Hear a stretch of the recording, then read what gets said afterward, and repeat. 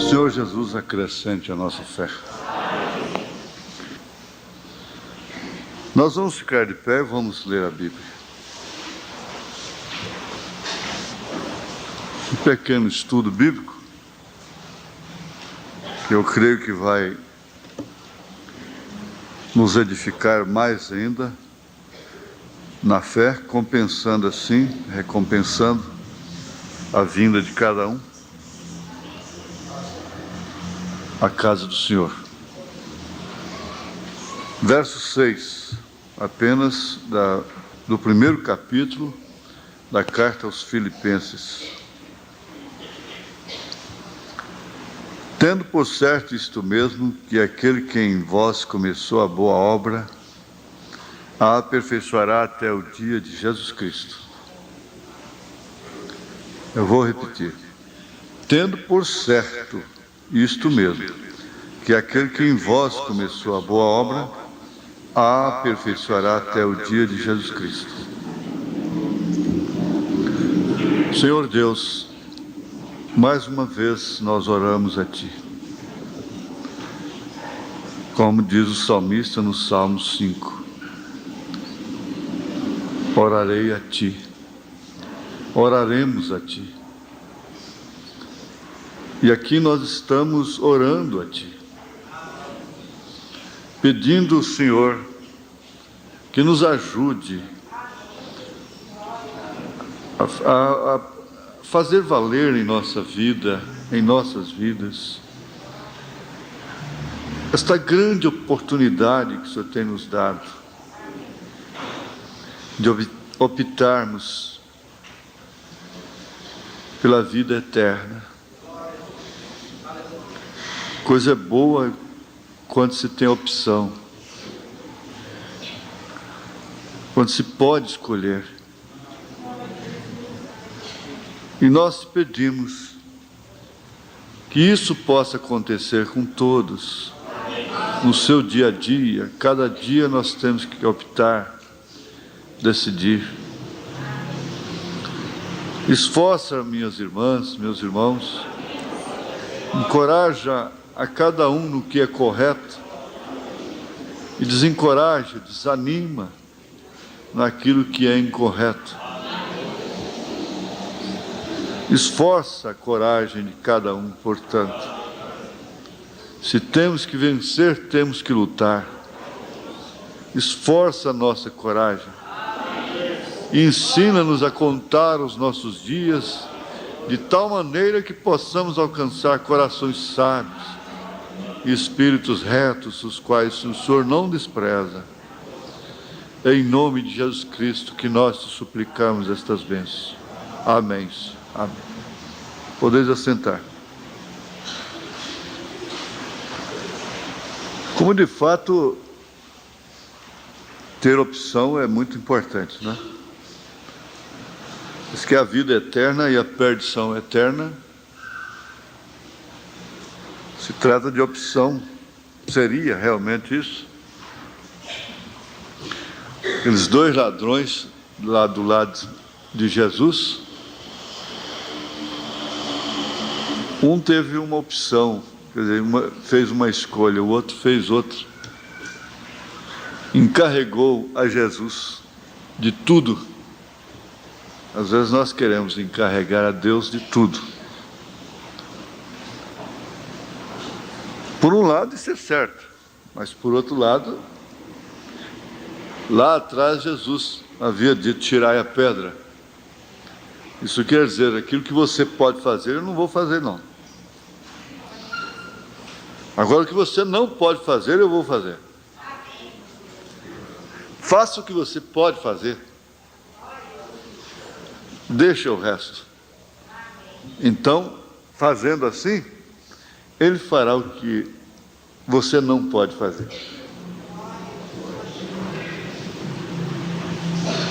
É opção, porque ali era opção, na verdade. Você vai comprar um carro hoje, quase todos eles, sendo o mesmo carro, tem opções, os opcionais.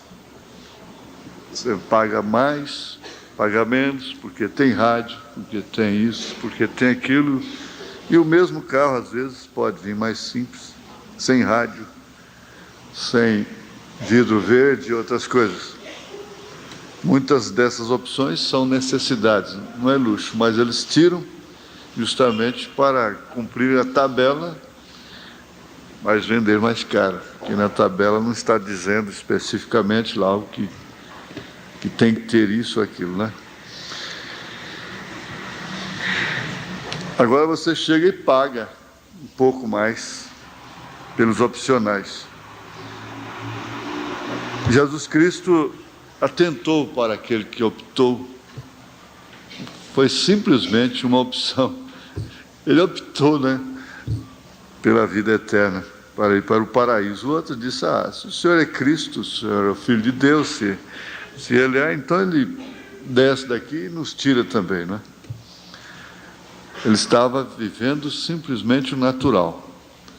Se Jesus me tirar dessa dificuldade que eu estou enfrentando, eu vou para o céu. Se Ele não tirar, eu não vou. Eu já tenho encontrado muitas pessoas assim. E muitas delas são claras mesmo, são francas. Elas dizem, olha, se Jesus me curar, eu vou ficar nessa igreja, vou obedecer a doutrina dessa igreja. Agora, se Ele não curar, eu não fico, não. Interessante, né? É o caso daquele ladrão mesmo. Então, muitos assim, se Jesus fizer isso por mim, eu fico. Se Ele solucionar o meu problema, se Ele tirar aquele irmão de cor, queria que Deus tirasse o hipócrita lá da igreja para ele poder ir na igreja. O irmão Branham disse, você fica menor do que o hipócrita, se você não vai lá por causa do hipócrita. Mas esse não é bem o nosso assunto, escolha, não é? Na oração vem, muito embora tudo esteja relacionado com o que Ele começou. O que Ele começou. Uma coisa boa para se pensar é no casamento. Consciente ou inconscientemente, conforme nós temos aprendido, e quarta-feira mesmo, nós ouvimos aqui de uma maneira mestra, né? Sobre o consciente, o subconsciente e o inconsciente. Mas mesmo inconscientemente, o casamento, ele é começado por Deus ou não? Deus está no assunto, não tenha dúvida. É tanto assim que o irmão Branham disse que Abimeleque não possuiu a Sara por causa da predestinação. Ali haveria uma interrupção que viria realmente quebrar todo tipo que acompanhava a vida de Abraão para nós, se Abimeleque tocasse em Sara, esposa de Abraão. E ele tinha razão sobeja para fazer tal coisa, porque Abraão havia dito que ela era a sua irmã. Ele falou a verdade, mas ele pecou pela omissão. Ela era coisa muito mais do que sua irmã, porque ela era meia. Naquele tempo, nos primórdios, né? Todo mundo estava muito perto de todo mundo. Estava muito perto do fator consanguíneo, né? Por isso havia muitos estéreis. E aconteceu de haver muitos gigantes. Então ele tinha que dizer o que ela era de mais importante para ele, que era sua esposa. E ele mentiu. Ele omitiu, então ele estava mentindo. Mas naquela noite, quando Abimeleque se preparava para tomá-la, Deus veio a ele e disse, você é um homem morto. Mas por que eu sou um homem morto? Eu sou um homem temente ao Senhor. Que mal estou fazendo para ter que morrer? É porque você vai tomar a esposa do meu profeta. Mas ele não me disse que ela era sua irmã? Bom, de todos os modos, você é um homem morto. Então ele não quis mais aquilo e salvou naturalmente a sua vida, não é? Mas é o exemplo de que Deus estava naquele casamento.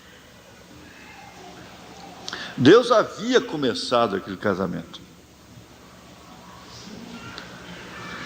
Paulo está dizendo: tendo por certo isto mesmo, que aquele que em vós começou a boa obra, a aperfeiçoará até o dia de Jesus Cristo.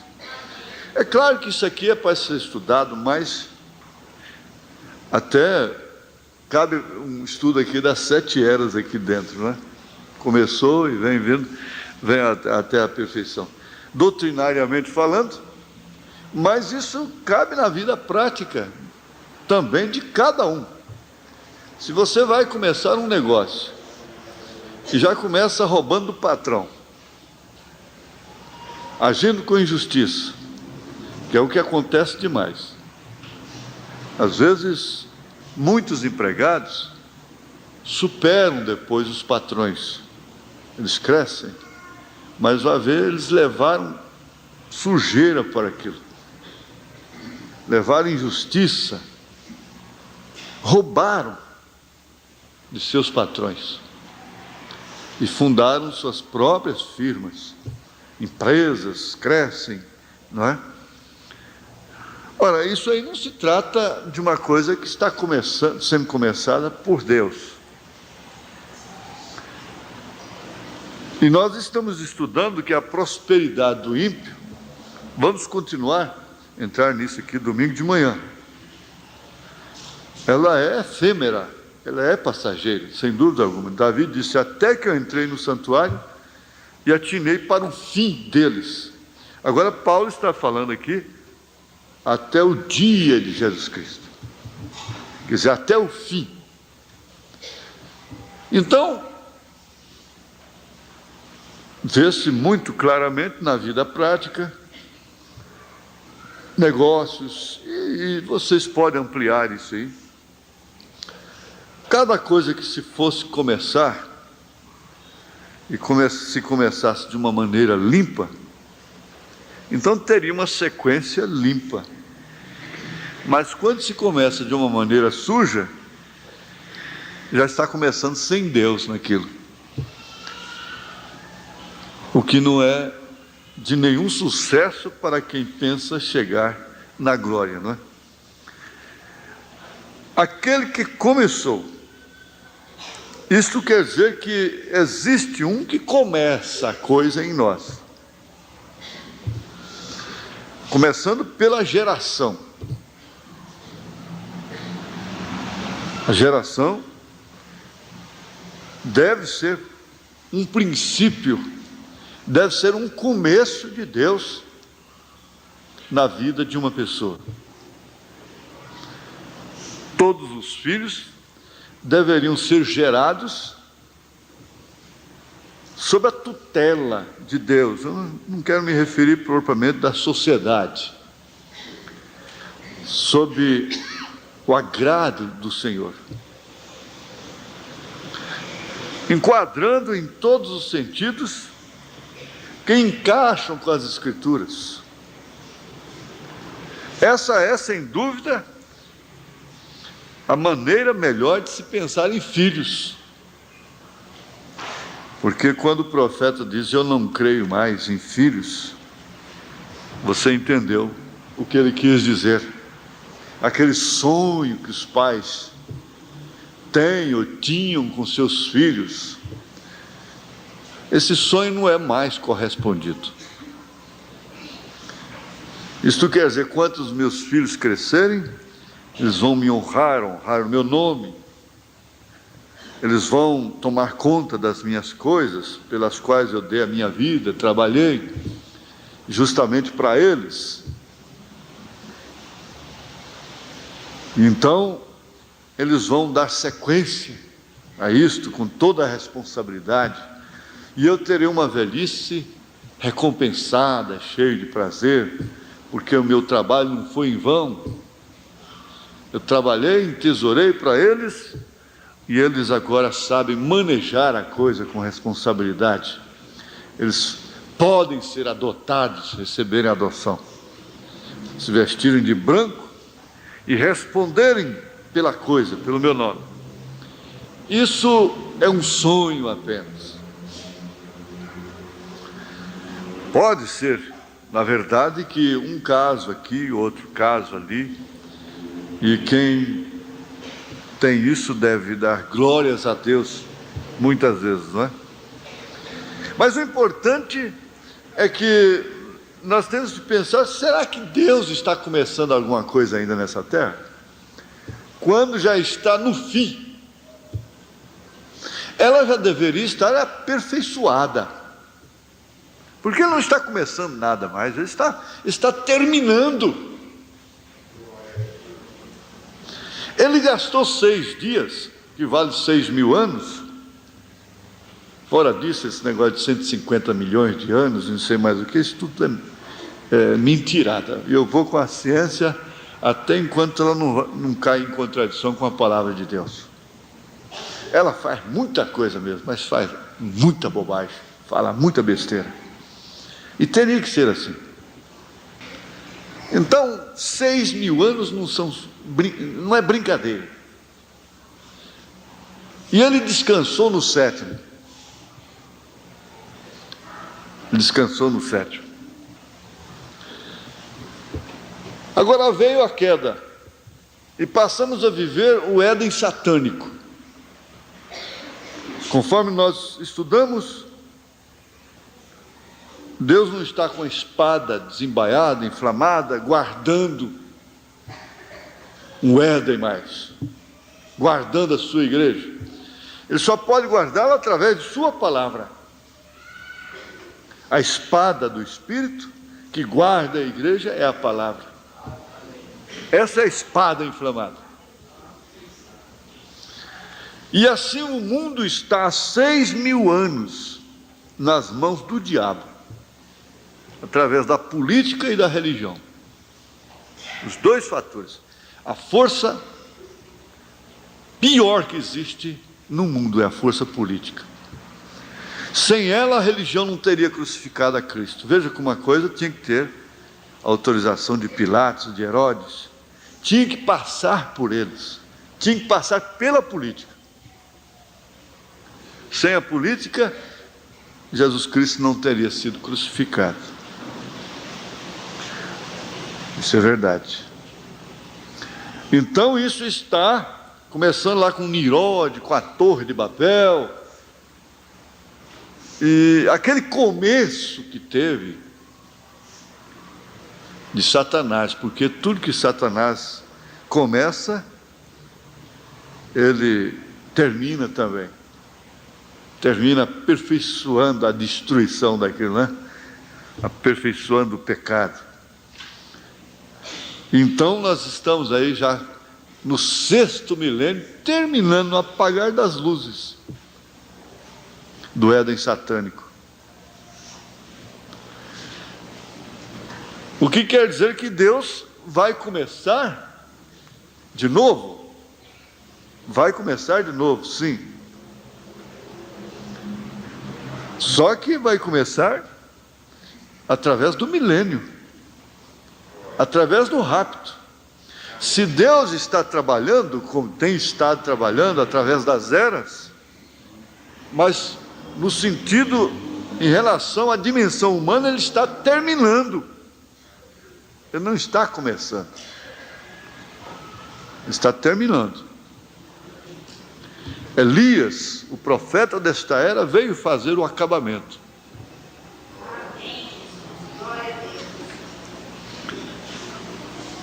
Deus está cessando com os gentios, volta as costas para os gentios, ao raptar a sua noiva, e volta a tratar com os judeus através de Elias e Moisés.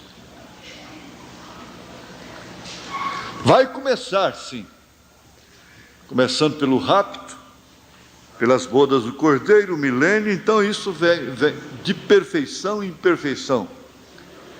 Depois do milênio, a eternidade.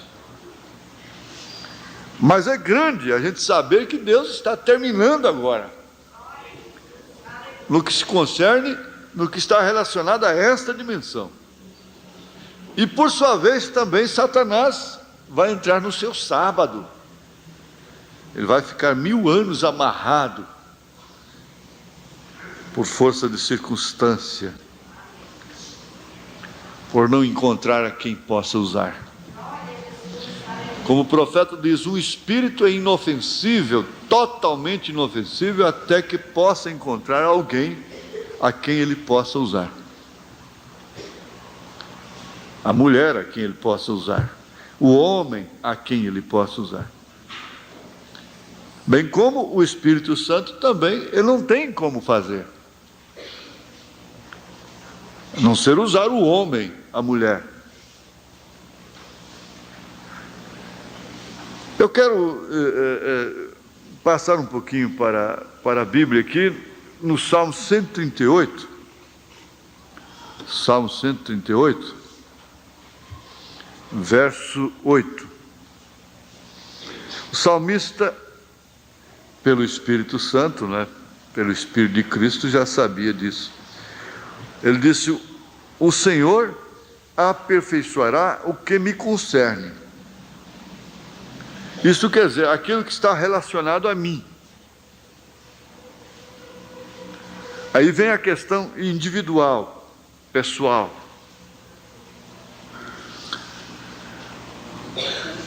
Paulo fala, inclusive, da perfeição da fé, a fé perfeita. A fé perfeita é aquela que é sucedida por aquelas virtudes.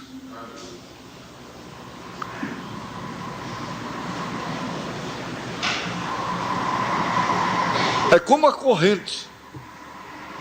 A corrente, a sua força máxima está no seu elo mais fraco. Isso forma uma corrente. A perfeição da corrente se concentra no seu elo mais fraco. Se há um elo mais fraco naquela corrente de elos tão grossos, tão fortes, ora, a sua perfeição se concentra todinha no elo mais fraco.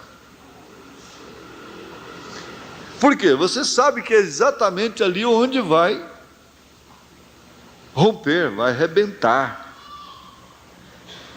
Se todos os demais elos podem suportar a coisa, mas o ponto fraco dela não suporta. Então, toda a sua força, toda a sua perfeição está no seu elo mais fraco. E, então, ser humano, na dimensão humana, é ser humano. E ser humano é elo fraquíssimo. É o elo fraco. É a humanidade. Porque a carne tem uma inclinação que é inimizade contra Deus. É como a árvore inclinada. Para o lado que a árvore está inclinada é que ela vai cair. Isso é a lei da gravidade. E só um poder sobrenatural poderia fazer esta árvore cair ao contrário. Como diz a história que São Martim foi ali o terceiro mensageiro. Eles amarraram São Martim numa árvore, numa montanha, num morro, e além disso ela ainda estava inclinada, logicamente, para cair para baixo. Eles amarraram São Martim naquela árvore, do lado exato que ela estava inclinada, para onde ela cairia. E começaram a cortar, para a árvore cair em cima dele, esmagá-lo. Mas acontece que quando a árvore caiu ao contrário à lei da gravidade. Isso aí quer dizer que a força que representa a perfeição de Deus agiu totalmente contrária a uma perfeição agindo contrária a uma perfeição, quebrando uma perfeição. Isso quer dizer, uma lei quebrando uma lei inquebrável. Por isso que fazer a água correr para cima, através, sem propulsão, né? sem uma bomba jogando em nível natural, é quebrar uma lei. Então ali foi quebrada uma lei.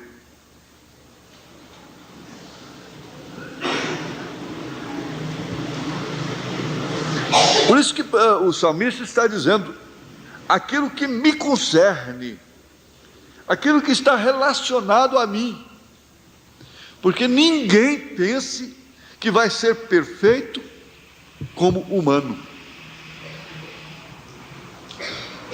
Não tem como ser perfeito, humanamente falando, como ser humano, ser perfeito como Deus.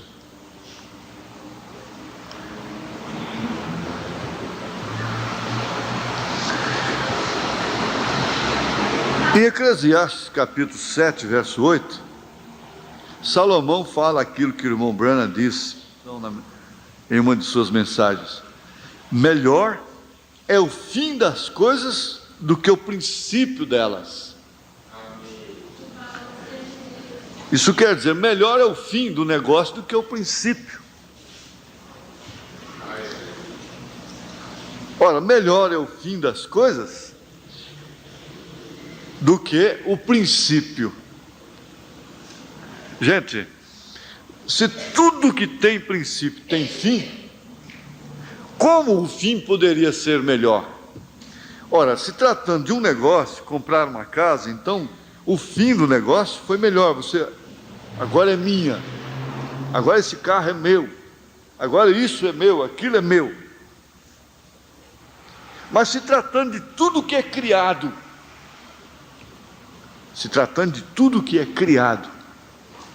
como a carne e o sangue,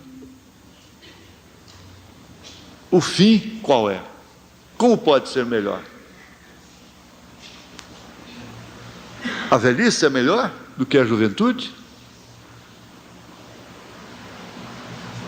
Ficar velho, doente, numa cama de morte, chegando ao fim, esse fim é melhor? Mas acontece que a perfeição de Deus, ela não está relacionada somente com o ser, a dimensão humana. É que, como diz o profeta, a morte é uma carruagem apenas para nos conduzir para a glória. Então ali não foi o fim. O fim não é aquele. Isso quer dizer, o último estado não é aquele. Ao sair daquele ali está começando, ali que está começando uma coisa super esperada, super gloriosa, que é a vida em glória. Então ali começou.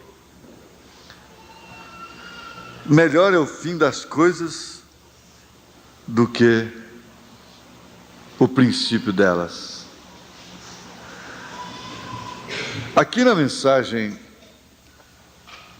há um homem aqui que pode acender a luz, na nossa aqui de Goiânia, parágrafo 181. O profeta fala de um acontecimento lá com a rainha da Inglaterra. Certa vez, ela foi a uma grande companhia de papel. E ela disse que gostaria de ver de uma extremidade à outra da fábrica de papel. Fazendo uma inspeção ali, conhecer a fábrica. Então eles mostraram a fábrica de papel. Isso foi muito antes, muitos anos antes da celulose, da polpa, não é? E coisas. Mas acontece que há algum tempo depois ela veio a uma sala que não havia senão uma enorme pilha de trapos sujos. E ela disse: de onde veio isto? Por que essa coiseira aqui guardada, empilhada e tão suja? Esses trapos sujos. O que é isto? O presidente da fábrica disse: isto, ou é disto que se fará o papel. É destes trapos sujos que nós fazemos papel. Ela disse: fazer papel disso? Como é que pode? Isso aí já chegou ao fim. Isso aí é uma coisa imunda, isso já foi jogado no lixo. Panos velhos, papéis velhos, sujos, usados. O que é isso? Prensado ali. Aquilo já havia chegado ao seu fim. Isso não pode ter nenhuma utilidade mais. Ela não podia crer. E logo depois ela se foi.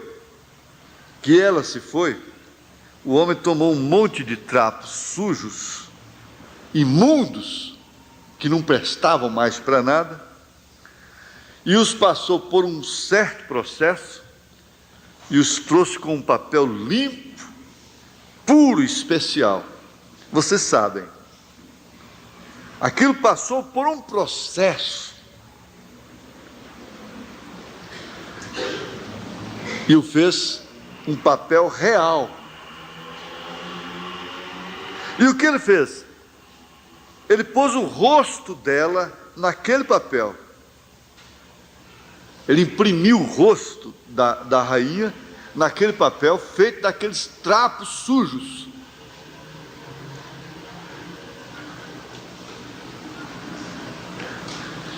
E enviou a ela, refletindo o seu rosto naquilo que ela chamou de trapos sujos. Ora, aquilo já havia chegado ao seu fim. Mas houve um processo que transformou aquilo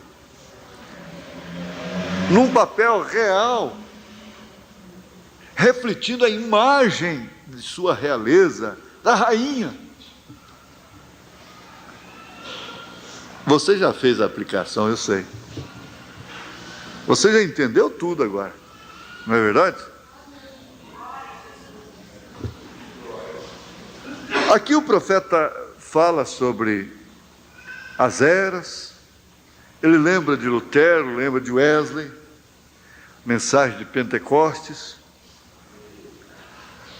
E ele disse que isso estava passando por um processo do Espírito de Deus e de sua palavra, passando por essa rígida prova das eras, cada era tendo o seu mal, cada dia tem o seu mal, basta cada dia o seu mal.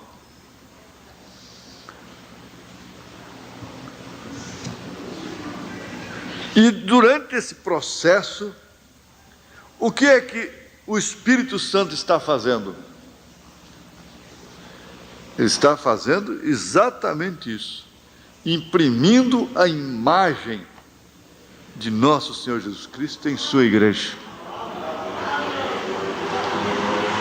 Agora, ela não foi tirada de um lago azul de pérolas, de pedras lapidadas, brilhantes. Não. Ela foi tirada exatamente deste montão de coisa que se chama humanidade, humano. Carne, sangue, sentimentos, razões. E esse é o grande processo de Deus. Porque naturalmente, cada pano daquele, cada coisinha daquela que estava ali, tão imunda, tão suja, um dia foi predestinada para estar ali. Naturalmente, muitos outros trapos sujos foram queimados e não foram para lá. A diferença está exatamente de ter sido canalizado para lá. Só a diferença que está é você ter sido canalizada para a mensagem. Canalizado para aqui. É a única diferença. Isso se cumpriu exatamente em todas as eras. Aí então você vê claramente que aquele que começa a boa obra, começa predestinando. Esse começo é predestinar. É predestinar. Foi, como é que Paulo disse aqui?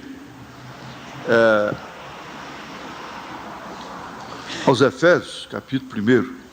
Ele diz, bendito, verso 3. Bendito Deus e Pai de nosso Senhor Jesus Cristo, o qual nos abençoou com todas as bênçãos espirituais nos lugares celestiais em Cristo, como também nos elegeu nele antes da fundação do mundo, para que fôssemos santos e irrepreensíveis diante dele em caridade. E nos predestinou para filhos de adoção por Jesus Cristo, para si mesmo, segundo o beneplácito de sua vontade. Aqui, aos Romanos, capítulo 8, né? Veja aqui, verso 28. E sabemos que todas as coisas contribuem juntamente para o bem daqueles que amam a Deus, daqueles que são chamados por seu decreto. Porque os que dantes conheceu, o que dantes, antes, né? O dantes era, não é? Porque os que dantes conheceu, também os predestinou, para serem conformes à imagem de seu Filho.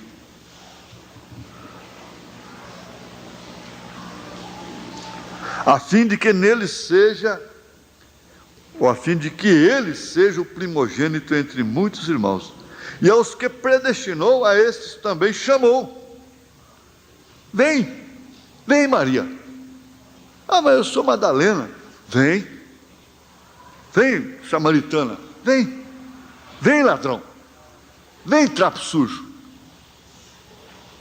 Vem para a fábrica. Se outros tantos não vieram, mas vocês vieram. Vocês vieram. Vem trapo sujo.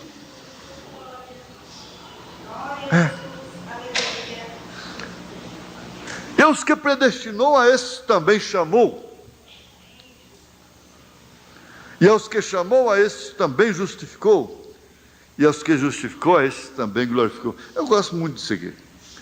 Os Romanos capítulo 8, quer dizer, todas as vezes que você vai falar nisso, você tem que lembrar de determinadas escrituras, porque elas alicerçam aquilo, né? Agora aqui, ele continua com uma coisa muito importante, que é quando um homem em uma fundição está fazendo um sino, ele tem que colocar um determinado som. Quando ele está assentando o molde, ele derrama o ferro, ele coloca dentro tanto metal, tanto de aço, tanto cobre. Por quê? Ele sabe exatamente a quantidade para colocar dentro, para fazer dar o som certo, perfeito. Aleluia. Dar o som certo, perfeito. Isso é cada instrumento de sopro, cada instrumento de corda, cada instrumento eletrônico. Passa por um processo para chegar a dar a nota certa, o som certo. Isto quer dizer o som perfeito. Foi bem começado, foi bem estruturado, por isso foi aperfeiçoado. Então ele coloca um pouco disto, um pouco daquilo outro, para conseguir então aquele som certo, perfeito, e ter aquele sino como uma coisa perfeita, porque o sino tem que, o quê? Tinir, não é? Ele vai ser badalado para tinir. E cada coisa tem que corresponder com o seu, a razão dela existir, a razão de ser. Agora, ele teve que colocar tanto de Lutero, tanto metodista, tanto presbiteriano, tanto de Pentecostes nela. Porém, isto é o que Jesus tem feito por sua noiva. Porém, qual é o resultado? É o seu próprio reflexo nela. Ele tirou ela disto aí. Ele trabalhou com ela. Por quê? Como a mensagem da pirâmide, você segue empilhando até ver a minoria para a pedra de esquina. Então nós vamos lá. Veja, a fé como fundamento é uma pedra, é a maior delas, dando base. Vem a virtude e aquilo vai estreitando até chegar lá na pontinha com o amor perfeito. Veja, então esse aí é o quadro da estatura do varão perfeito, do varão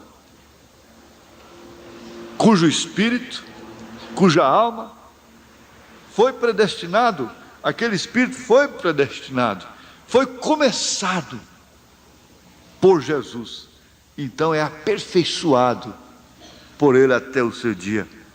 Veja, o ministério de Jesus Cristo na terra tem que ser o mesmo como o ministério que ele teve, ou ele não pode vir a isto. Igualmente da cabeça aos pés, a cabeça e os pés não são a cabeça, porém a cabeça leva os pés, ou dirige os pés, diz a ele onde ir, está aqui dentro, você captou? Formoso, é a luz da hora. Se há um caminhar, é porque há um comando perfeito. Wesley foi a grande luz, como ele disse para João Batista. Ele era uma grande luz para a sua hora, claro que ele era. Sim, Senhor, os trapos limpos ou os trapos sujos de ontem, se você permanece nessa condição, será sujo todo o tempo. Serviu o seu propósito como roupa, porém agora vem a ser papel. Justificação serviu o seu tempo em justificação sobre Lutero, logo tem que vir a ser santificação por Wesley. E santificação serviu o seu tempo até que veio o batismo do Espírito Santo. E o batismo do Espírito Santo tem servido o seu tempo até que o Espírito Santo, que há somente um Deus, se funde na igreja, ou a igreja em Cristo, aquilo faz Jesus Cristo refletido na terra, aí está a sua obra perfeita, aperfeiçoada, como ele prometeu aqui na Bíblia. Talvez não creia, eu não posso fazer com que você faça isso, eu sou responsável tão somente pela palavra. Essa é a única maneira que ele tem para aperfeiçoar a sua igreja. Vamos ficar de pé.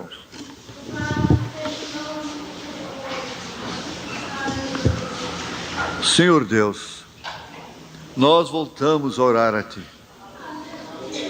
Depois de vermos isto de uma maneira tão simples, porém tão clara. Tudo nos mostra o papel sujo, o trapo sujo que o irmão ver lá em casa, lá no lixo, vai fazer com que ela se lembre disto. A vida suja que teve no passado vai fazer lembrar disso, que houve um processo imprimindo a imagem do Senhor. Aleluia, glória a Deus. E agora, Senhor, nós podemos refletir. O máximo que nós poderíamos, a coisa maior que poderíamos desejar, era refletir o caráter do Senhor aqui na terra. Que o Senhor nos dê essa graça, que o Senhor anime os teus filhos a continuarem sob esse processo de se transformarem, serem transformados na perfeita imagem de nosso Senhor Jesus Cristo. Quando os nossos corpos serão transformados e serão semelhantes ao dele, com o poder de sujeitar a si todas as coisas. Agora nenhuma dor, nenhuma enfermidade, nenhuma velhice, nenhuma imperfeição, nenhuma sombra de dúvida. Que o Senhor coloque tuas mãos santas sobre cada irmã, sobre cada irmão. Aqueles que não puderam vir, lá aquele encontro regional, em nome de Jesus Cristo, ó Pai, o Senhor é o ontem, hoje, eternamente. Eu sei que o Senhor está curando, abençoando, o Senhor está aperfeiçoando a compreensão, o entendimento de cada um. Em nome do Senhor Jesus Cristo, ó Pai, nós te pedimos e suplicamos estas bênçãos. Amém, Senhor. Amém. Glória a Deus. Você é um pregador do Evangelho também, e você está aqui por uma boa causa. Você não está doente, você está em necessidade e você quer um avivamento pentecostal para começar em sua igreja. Todos nós queremos isso. Vamos